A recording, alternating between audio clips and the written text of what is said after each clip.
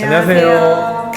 네, 오늘 2021년 자치구 청년정책 거버넌스 활성화 사업 온라인 설명회 영상을 이렇게 준비하게 되었는데요. 먼저 본격적으로 시작하기 전에 저희 자기소개를 먼저 하겠습니다. 네. 우선 저는 성북 청년정책 네트워크 운영사무국에서 일하고 있는 이민희님이라고 하고요. 반갑습니다. 네, 저는 전 서울 청년정책 네트워크 운영위원장 권희중이라고 합니다. 반갑습니다.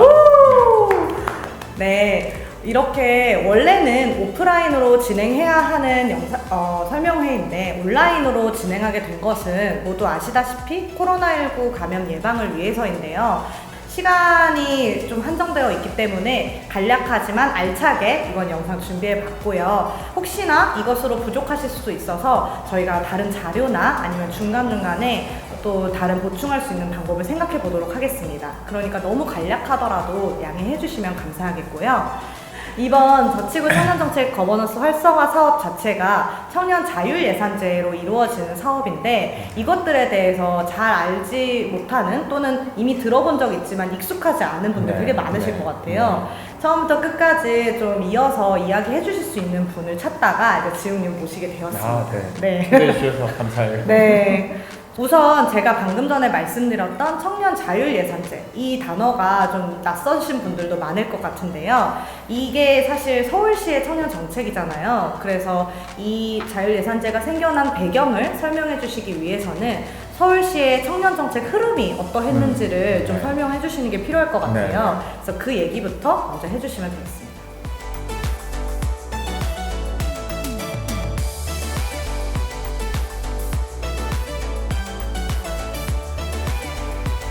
일단 하나는 2013년에 서울 청년정책 네트워크라고 하는 사업이 있었어요.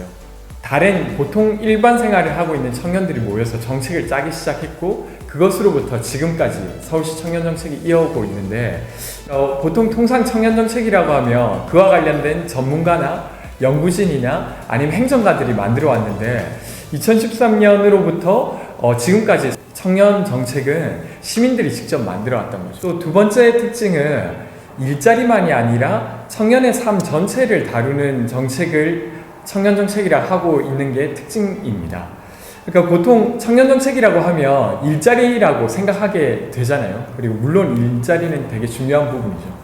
근데 우리의 삶이 주거라든지 아니면 부채라든지 문화라든지 그리고 지금 여기 이 공간처럼 이 공간과 관련된 것들까지도 포함해서 청년정책으로 하자는 게 서울시 청년정책의 특징이에요.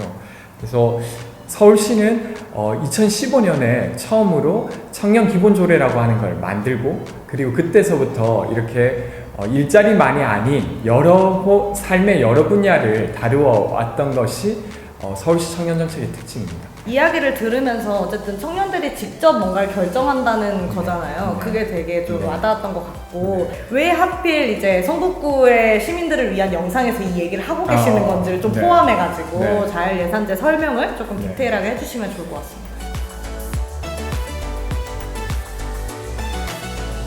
구청 단위에서는 자율적으로 예산을 편성할 수 있는 예산량이 좀 적은 편이에요. 근데 그에 비해서 서울시는 좀 많은 편이죠. 그래서 이제 서울시가 지금 청년들에게 예산을 편성할 수 있도록 예산 편성권을 준 게 청년 자율예산제인데 이것을 서울시의 정책을 만들겠다고 한 청년들이 모여서 야 이거 우리만 쓰지 말고 각 구청에도 청년들이 모여서 정책 만든다고 하니까 거기에 좀 전해주면 어떨까 이렇게 논의를 하게 된 거예요. 그래서 서울시에 모여있는 청년들에게 준 이 예산 권한을 일부 자치구에 있는 청년들이 결정할 수 있게 하고 있는 것이죠. 그래서 여기 성북구 공론장에 모이신 분들이 낸 정책안 중에 일부는 서울시 예산으로 편성하게 될 것 같아요. 조금 더 보충 설명을 하자면 어쨌든 성북구에서도 꾸준히 주민참여 예산이라든가 다들 아시겠지만 좀 직접 참여해서 만드는 예산 제도에 대해서는 꾸준히 운영을 해오고 있었는데 서울시에서 청년 정책의 방향성을 이야기할 때 미래 대응력이라는 표현을 많이 쓰잖아요. 그러니까 청년들의 정책을 사실 다른 분들이 많이 제안을 하셔도 되는데 기존의 국회의원분들이나 시의원, 구의원분들이 그렇죠. 제안을 하셔도 되고 또는 공무원분들이 제안을 하셔도 되는데 굳이 왜 청년들이 직접 제안을 해야 하는가에 대해서도 네. 그런 좀 미래 대응력이라는 단어 이런 그렇죠. 거에서 조금 네. 그 영향이 있겠구나라는 생각이 들더라고요.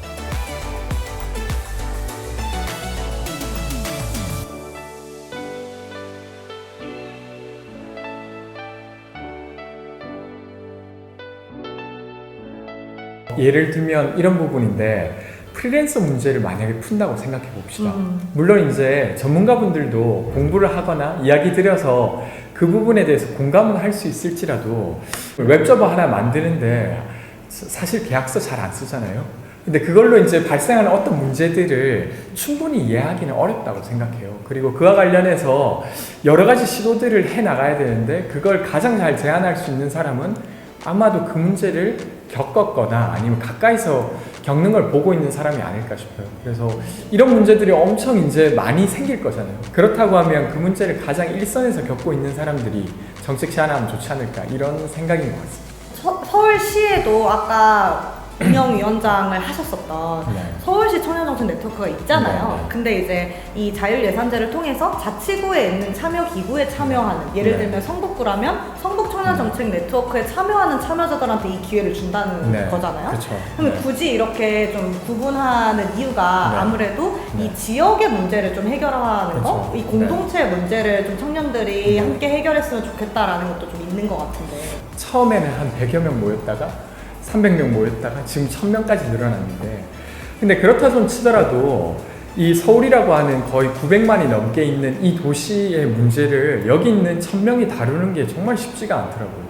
그러면 그런 게 아니라 각 구청을 중심으로 청년들이 모여서 그 문제를 풀면 훨씬 더 디테일하게 아니면 그들이 생각하기에도 적합하고 정말 문제 해결하기에도 적합한 걸 찾지 않을까? 그래서 서울에서 다 문제 풀려고 하지 말고 그 구에서 그 문제를 겪고 있는 사람들이 풀 수 있게 하자 이렇게 된 것 같아요. 올해 처음 진행하는 것이 아니라 2020년에 이미 청년 자율 예산제를 통해서 네. 이제 자치구마다 이런 참여 기구에서 예산을 집행을 이제 하려고 하는 그런 경험들이 있잖아요. 그렇죠. 그래서 좀 쌓여 있는 사례 같은 게 있을 것 같은데 네. 성북 같은 경우는 작년 자율 예산제를 통해서 성북 청년 공간이라는 이제 네. 청년 공간을 좀 제안을 했었어요. 아, 이 공간입니까? 거기가 바로 여기입니다. 와. 네, 이제 청년들이 직접 이용하고 또 청년들의 니즈에 맞춘 공간을 운영하기 위해서 좀 많이 노력했거든요. 그리고 공간을 어떻게 운영할지에 대한 시스템 그렇죠. 구축까지도 운영하는데도 비용이 들죠. 네, 자율예산제를 포함해서 제안을 했었고 네. 또 공론장이라는 이름으로 성북만의 특징적인 참여기구를 운영 중인데 네. 이 성북 청년 공론장을 운영하는 데에도 이 자율예산의 예산들을 이제 활용해서 네. 사용을 하고 있고요. 네. 또 이제 사각지대, 정책적 사각지대에 있는 청년들을 지원하고 있는 기관들이 있어요. 네, 성북구에는 네. 이런 좀 구의 특징을 활용해서 사각지대 청년 지원 사업이라는 사업을 또 네, 진행하고 네. 있거든요. 그래서 여기에 있는 이 좀 특징들을 잘 살린 그런 정책을 제안하기 위해서 네.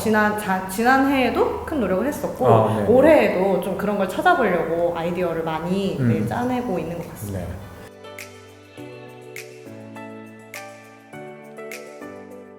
다른 구 이야기도 조금 들려드리면 그러니까 성북도 되게 좋은 사례라고 저는 생각되고 예를 들면 서대문구는 주거와 관련된 걸 조금 더 특화했거든요.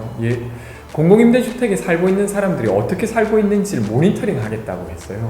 제가 알고 있기로는 자치구 단위에서 그 공공임대주택에 살고 있는 사람들을 들여다보자라고 하는 건 거의 처음인 것 같아요. 혹은 또 아니면 관악구 같은 경우는 1인 가구가 많잖아요. 그러니까 그것과 관련된 정책 제안을 많이 했다고 저는 또 들었었고 네.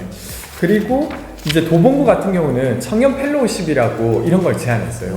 뷰티풀 펠로우라고 들어보셨는지 모르겠는데 막 아름다운 재단 하여튼 거기서 이제 제안하는 어떤 정책 같은 건데 실제로 어떤 사회를 바꾸는 다양한 활동들을 한다고 했을 때 그것을 하는 사람들을 지원하는 정책을 그 청년 자율예산제로 만들어서 했던 거죠. 그러니까 이게 확실히 서울의 청정넷이라고 하는 곳에서만 모여서 하는 게 아니라 각 구청으로 나뉘어지니까 훨씬 더 다양한 정책들이 만들어지고 있는 것 같아요. 그럼 그 중에서 잘 되거나 좋은 정책이 있으면 또 다른 구도 따라서 하거나 이렇게 하면 되겠죠. 그래서 저는 그런 면에서 더 좋은 거라고 생각합니다. 네. 그리고 이제 좀 이어서 얘기를 해보면, 이제 얘기해주신 사례들은 사실 굉장히 좀 장밋빛 네. 사례들이잖아요. 그렇죠. 근데 이제 거기까지 가기 위해서는 네. 저희가 이제 구체적으로 어쨌든 네. 제안서를 좀 쓰고, 네, 이걸 좀 그쵸. 진짜로 제안서를 어쨌든 보내고, 그쵸. 이런 절차들이 이제 남아있는 건데, 이 설명회 영상도 어쨌든 이걸 보시고, 청년 시민분들이 직접 자기 손으로 제안서를 한번 써보셨으면 좋겠다 해서 만들고 있는 거잖아요. 네. 근데 제안서를 쓰는데 제일 중요한 부분이 과연 우리가 어디까지 이 제안서 써야 되는지. 이 상상력을 발휘할 수 있는지, 그리고 어쨌든 예산의 규모는 좀 어느 정도가 되는지 이런 네. 걸 많이 궁금해 하실 것 같아요. 네. 그래서 조금 그 설명을 해주시면 좋을 것 같아요.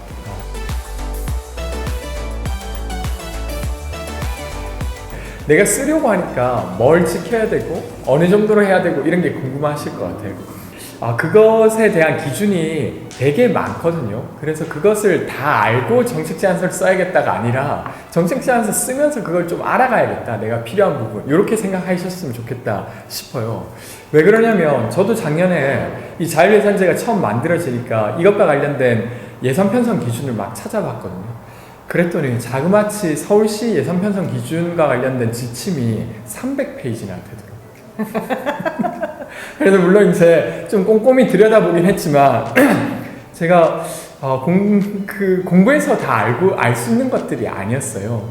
그래서 되려 순서를 바꿔서 내가 만들고 싶은 정책이 이건데 근데 이걸 만들려고 하다 보니까 이렇게 예산을 써야 될 것 같은데 이게 좀 적합할까를 뭐 자문단에게 여쭤보시던지 아니면 그걸 진행하시는 분들에게 여쭤보면 그분들이 적재적소에 찾아주시더라고요. 뭐 이런 정도의 예시는 한번 들어볼게요. 이런 건데 제가 A라고 하는 사업을 제안했어요. 근데 이 A라고 하는 사업의 규모를 만약에 3천만 원이라고 했다고 칩시다. 근데 이런 것들을 또 추가로 결정해 주셔야 되는데요. 이 A라고 하는 사업을 구청이 직접 집행하면 된다라고 생각하시는지 아니야, 이 A라고 하는 사업은 워낙 되게 다양한 이해관계를 다뤄야 돼서 구청이 직접 하기보다는 어디 외주 맡기는 게 좋겠어 라고 생각하는지에 따라서 이 예산의 그 꼬리표가 달라져요. 그리고 그 꼬리표에 따라서 집행을 할 수 있기 때문에 그런 식의 것. 그러니까 나는 내가 생각하는 사업은 구청이 직접 집행하면 좋겠어? 아니면 다른 위탁업체가 하면 좋겠어? 이런 것들을 고민한다든지 아니면 내가 생각하는 그 A라고 하는 사업에 3천만 원 중에 1,000만 원은 이건 무조건 인건비로 써야 돼. 왜냐면 특히나 이건 사람이 필요한 일이거든. 그러면 그런 것들을 꼭 명기하는 게 필요합니다. 그래서 지금 좀 거칠게 이야기 드렸는데 너무 자세하게 생각하실 필요는 없고 써가면서 맞아. 나는 이 3천만 원이라고 하는 사업이 누가 집행했으면 좋을까? 혹은 그 사업 중에 인건비는 포함되는 건가? 아닌가? 이런 것들에 대한 질문을 한번 따라가 보시면 어떨까 싶습니다. 오늘은 좀 짧게 이 정도만 하겠습니다. 그 짧게 얘기할 수 없는 부분이에요. 정말 그쵸? 어렵더라고요. 네, 많이 해보셔서 아시겠지만 네. 저도 이제 해보면 매번 그럴 거라고 생각했는데 네. 아닌 경우가 많고 맞아요. 그러니까 좀 기대와 실망이 계속 교차하는 그런 작업인 것 같아서 네, 네. 저도 진짜 그 말씀에 동의해요. 하면서 네. 물어봐야 된다라는 말씀 되게 동의하고 네. 그걸 위해서 또 이제 각각 참여 기구들이 있는 거니까 맞아요. 그런 맞아요. 말씀이신 거죠. 네. 그럼 이제 지웅님이 생각하실 때 어쨌든 이 모든 내용을 다 포괄해서 가장 좀 중요하다고 생각하는 것 또는 이걸 보고 계시는 네. 청년 시민분들께 조금 네. 하고 싶은 말 네. 같은 게 있다면 뭐가 있을까요?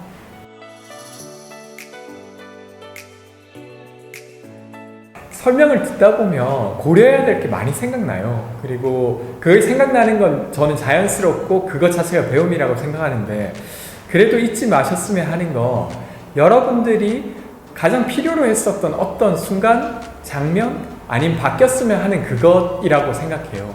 그러니까 저는 거버넌스의 핵심은 그 문제를 겪고 있는 사람이 그 문제를 직접 이야기하기 때문에 행정이 다루지 못했던 전문가가 다루지 못했던 것을 다루게 되고 그것이 우리가 이렇게 시민 참여를 만들려고 하는 가장 본질적인 이유거든요. 그래서 좀 말도 안 되지만 난 저거 좀 풀고 싶었는데 이런 생각들 있잖아요.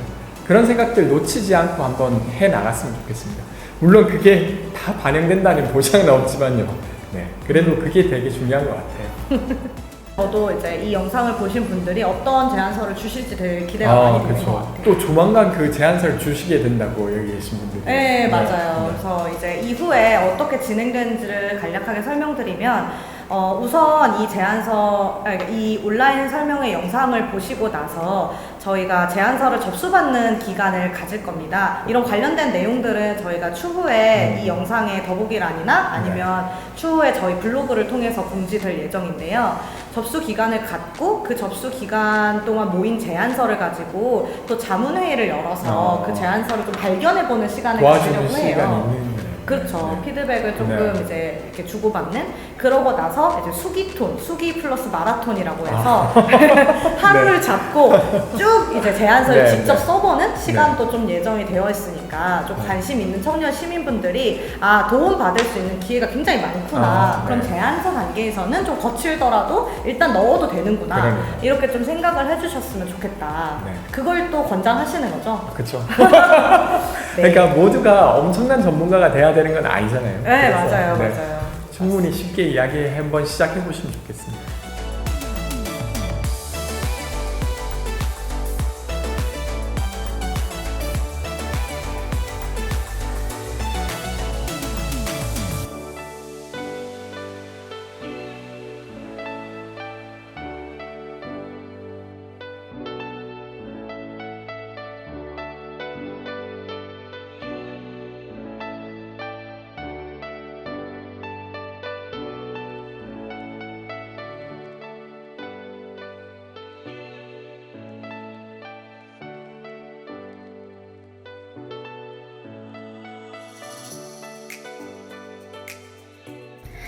안녕하세요. 네, 저는 리커버리 센터의 이화란 실장입니다. 드디어 올해부터 우리 성북구 안에서 사각지대에 놓여있는 청년들을 위한 정책이 시행되었다고 들었습니다. 사각지대에 놓여있는 청년들을 위한 정말 실제적인 정책을 마련하고 싶어서 성북구에 찾아갔던 기억, 그 성북구청에서 같은 마음으로 모이신 분들과 함께 청년들을 위한 어떤 계획들, 꿈들을 펼쳐놨던 그런 기억들이 떠오릅니다. 그러한 어떤 노력들이, 그러한 꿈들이 그저 꿈에서만 머물러 있는 것이 아니라 이렇게 현실로 옮겨지게 되고 그 청년들이 그 꿈을 현실 속에서 누릴 수 있도록 발판을 마련해 주신 거에 대해서 정말 감사하다는 말씀을 드리고 싶어요. 리커버리 센터에서 많은 청년들을 만나다 보니 제가 깨달은 것이 하나 있는데요. 한 사람을 살리는 일이 곧 이 공동체를 살리는 일이구나라는 것을 많이 깨닫고 또 경험하고 있습니다. 우리 청년들, 사각지대에 놓여있는 청년들, 그 한 사람 한 사람을 회복함으로써 우리 사회를 살리는 일에 동참해 주신 것 정말 감사드리고 앞으로도 더 많은 청년들이 회복될 수 있도록 이러한 장을, 이러한 자리들을, 이러한 정책들을 많이 마련할 수 있도록 계속해서 애써주시고 함께 해주셨으면 좋겠습니다. 감사합니다. 네, 맞습니다. 그러면은 오늘 지웅님하고 함께했던 온라인 설명회 영상을 이제 이렇게 마무리를 하려고 합니다. 네, 오늘 어떠셨어요? 같이 하니까? 오늘요? 네. 그래도 말을 하다 보니까 더 네. 궁금해지는 것 같아요. 여기 이 카메라 뒤에 계실 어떤 분들이 누구신지 궁금해지고 아마 이거 보시고 제안하시겠죠? 그런 것들이 또 여러분들에게 좀 좋은 활력이 되었으면 좋겠습니다. 맞습니다. 네, 활력 있는 하루하루가 되면 좋겠고요. 오늘 함께 해주신 지웅님도 감사드리고 영상 봐주신 분들 감사드립니다. 네, 고맙습니다.